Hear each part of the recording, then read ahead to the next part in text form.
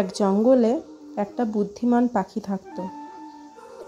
সে প্রতিদিন ভোরে উঠে নিজের বাসা পরিষ্কার করত, খেতে বেরোতো আর বিকালে ফিরে এসে বিশ্রাম নিত। তার পাশের গাছে থাকতো এক অলস বানর।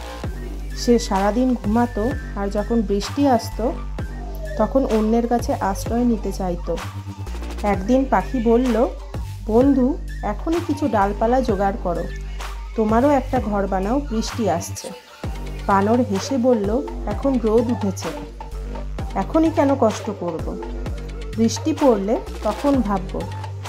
কয়েকদিন পর প্রবল বৃষ্টি নামল। পাখি নিজের বাসায় আরামে বসে গান গাইছে, আর বানর কাঁপছে ঠান্ডায়, ভিজে যাচ্ছে বৃষ্টিতে। শেষে বানর পাখির কাছে এসে বলল, তুমি ঠিক বলেছিলে বন্ধু, আগের থেকে প্রস্তুতি নেওয়াই বুদ্ধিমানের কাজ। এর থেকে এই প্রমাণ হলো, অলসতা সবসময় কষ্ট ডেকে আনে, আর পরিশ্রমে আগের থেকে প্রস্তুত থাকলে বিপদে রক্ষা মেলে।